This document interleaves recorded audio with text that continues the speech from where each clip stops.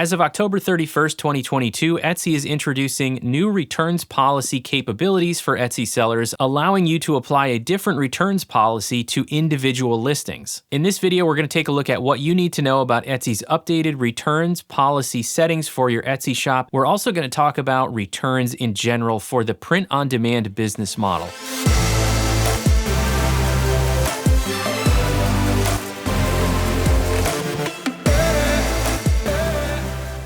Hey everybody, Jeff here for POD Insights, the YouTube channel and podcast. Head over to podinsights.net for lots of links to helpful resources, as well as a blog post for every episode of the podcast. There is a link in the description along with links to a lot of other helpful resources, so check those out. All right, so we have an update to return policies that Etsy is making effective October 31st of 2022. And so we're a little bit ahead of that. It's currently September. Right now, we're a little bit more than a month away from the effective date, but Etsy has started putting the information on this out there. They posted this article on their website on the 22nd of September. There's a link to this article in the description as well. And they've also started putting messaging on seller dashboards about this change as well. As you can see, that blue banner at the top of the screen is kind of giving you a headline about the upcoming changes to return policies. It also gives you a link to review your policies, and if you come over to the left side of the screen where your settings option is in your seller dashboard, and then you go to your policy settings, you will actually get this huge pop-up screen prompting you to review the new information about setting return policies for individual listings. But let's start with this article about what the changes are first, and then we'll hop back over to our account to see what we need to do there. The bottom line here is that Etsy is going to make return policies more like shipping profiles. Basically, you can have a policy assigned to each listing, and it can be different for each listing. So you can have some listings in your shop where you do accept returns and some listings where you don't. And that goes into effect on October 31st. Now you can create all of these settings now, and they will go into place on the 31st. And that's basically what Etsy wants you to do. They have copied over your existing shop return policy settings, and then they want you to go to your policies page and review those settings and basically indicate whether you still want to have one policy for your whole shop or whether you're going to create policies specific to certain listings. Now, accepting returns is, of course, still optional. There's nothing new about them forcing you to accept returns or exchanges, which is good news because I do not believe returns is a good fit at all for the print-on-demand drop shipping business model. More on that later. So if you don't accept returns in your shop and you don't want to accept returns in your shop, there's really not much that you're going to have to do other than verify that you still want your policy to be no returns. However, if you are a print-on-demand seller who does not drop ship, like maybe you do your own heat transfer vinyl prints, so you're doing the printing yourself, you're doing it as print-on-demand, but you don't do drop shipping, then you may have some reasons why you would want to assign different return policies to different listings. For example, if that's the type of business model you have and you sell some personalized designs, then you might want to accept returns on your general listings that are not personalized, but not accept returns on anything that's been personalized. Now, this new functionality gives you the ability to assign that return policy of I don't take returns if something's personalized to only those listings that require personalization. So this is nice flexibility if you're one of those sellers. But if you are a print-on-demand drop shipping seller, even if you do some personalized and some not personalized, accepting returns with a print-on-demand drop shipping model, and that would be all of us who use Printify, Printful, Gelato, or another platform that handles all the order fulfillment for us, returns are just not a good fit for the business model. And so my current shop policy is I don't accept returns or exchanges on any listing, and if you don't plan on changing that, then there's not a whole lot you need to do.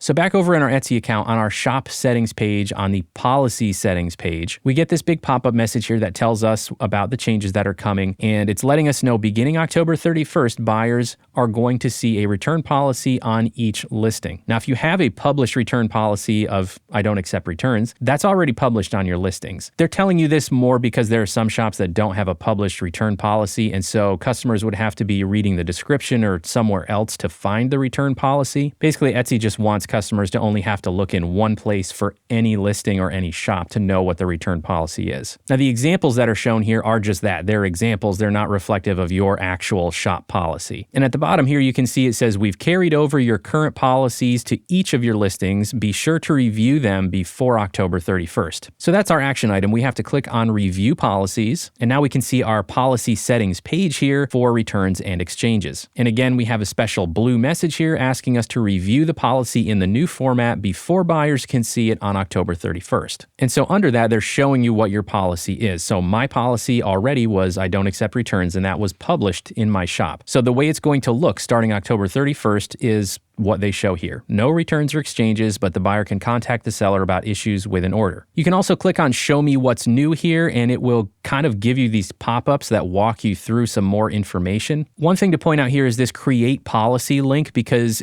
similar to shipping profiles, you can create additional returns or exchanges profiles, so to speak, and then assign specific listings to it. So if you are one of those sellers who wants to offer returns on some but not all of your listings, then this is how you can create that additional policy and apply it to only certain listings. But for me, I'm not planning on making any changes to my return policy. I just want no returns or exchanges applied to my whole shop. So I'm going to go ahead and click Publish Now. And we get a little success banner message here telling us buyers can now see our shop policies. And we still will have the ability after October 31st to come back here and either change the default policy that we've applied to our entire shop or use that Create Policy link to add additional return policies that we want to be able to use and have that flexibility for different listings.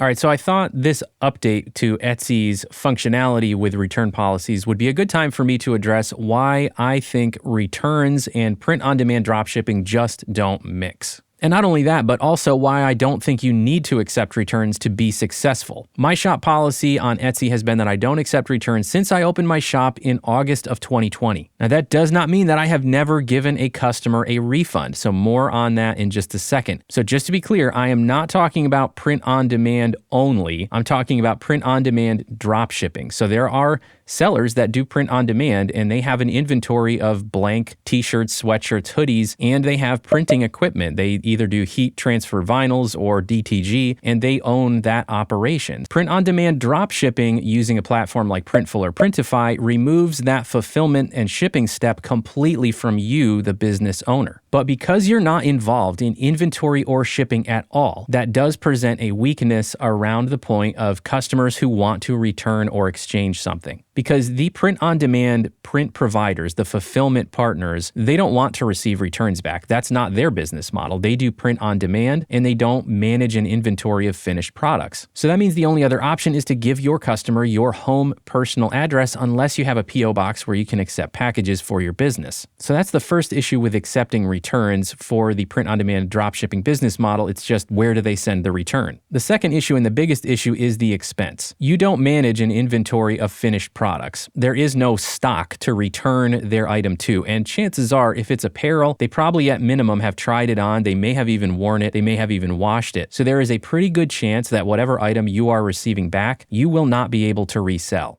So let's just compare giving a refund but not taking returns to actually taking returns and what the outcome is for the customer and for you. Let's say you've got a customer who bought a t-shirt and they message you and they are just not happy with the fit and the quality of the shirt. And they seem fairly upset about it. However, they're not indicating any type of defect. There doesn't appear to be any issue with the print quality or a defect with the actual shirt itself. They just think that it's not what they expected and they want to return it. Let's play out 3 different scenarios here and see which one makes the most sense for print-on-demand drop shipping. Scenario 1 is that you accept returns and you pay for return shipping. So you message them back, you say you're happy to accept the return, you buy a return shipping label either directly through Etsy or from an outside shipping service, and you attach that in your message to the customer. And you let the customer know as soon as the tracking information updates that they have sent their product back, you are going to initiate the refund. So in this case, the customer is most likely happy with that interaction because they're getting what they want, they're getting a refund, they're not having to pay for return shipping, and you've ultimately made it easy on them. So while they weren't happy with the product, they're ultimately happy with the outcome of that interaction. However, for you, you are now not only going to lose the money from the original transaction because you're giving a refund and you are not getting a refund from your print-on-demand platform, but you're also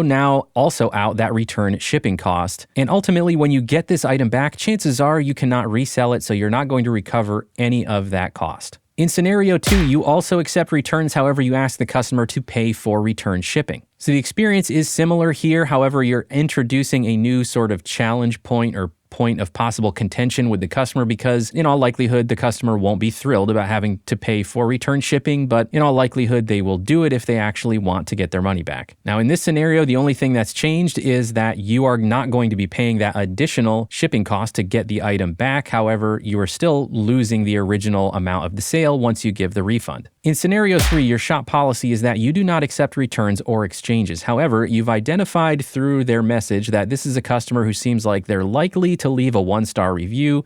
Maybe they're not going to leave you alone. And so you've chosen to message them and say that each item in our shop is made to order. That's why we don't accept returns. However, in this case, I'm sorry you're not happy with the item. I will go ahead and provide a refund. You will not be required to send the item back, so please feel free to donate it if it's still in good condition. So in this case, you are providing a refund. You are not receiving an item back. However, chances are we were not going to be able to sell that item. So the impact there on losing the money for the sale is no different than the other two scenarios. You also did not incur any expense for return shipping, nor did you ask the customer to incur an expense for return shipping. So this scenario where your shop policy is that you don't accept returns, but you've made an exception to provide a refund, ultimately resulted in the customer getting their refund faster, not having to deal with return shipping at all, not having to give out any type of address to the customer to send an item to, and it eliminated you receiving an item back that you really have no use for. Now, one additional sort of secret scenario that you can always try before offering a refund is to explain to the customer why you don't take returns, because each item is made to order and there's no inventory of finished products. And then you can offer them something depending on what their complaint is that's not quite a full refund. For example, if they were asking for an exchange rather than a refund simply because they bought the wrong size, what I like to do is first explain why I don't do returns or exchanges, but then I offer them a coupon code that will bring the cost of buying a different size down to basically just my cost. And that varies from product to product, but I do some quick math to figure out how much of a discount I need to give them to reduce my profit to be under $1. And then I offer that as a solution for them to order a different size, and I will not make really any additional profit off of them because they had to buy a different size. I have had several customers take me up on this offer in the past, and most importantly, I've never had anybody respond and get more angry at me because of that offer. If what they want's a refund, sometimes you could offer a partial refund rather than a full refund if they're just simply not happy with the product for some reason. Ultimately, you just need to interpret and really pay attention to what the customer's telling you and kind of how they're behaving in their messaging. The whole goal here is just to avoid getting 1-star reviews by simply leaning on your policy and always saying, I don't take returns.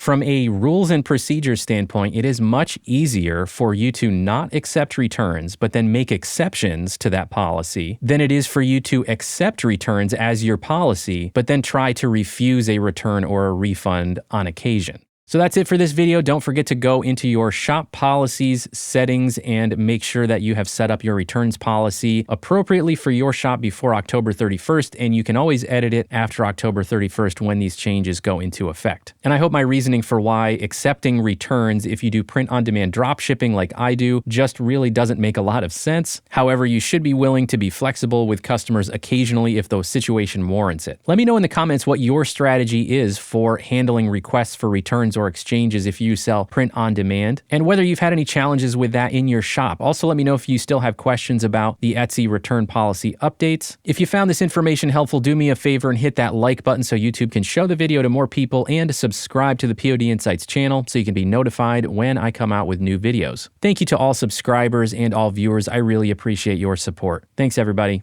See you next time.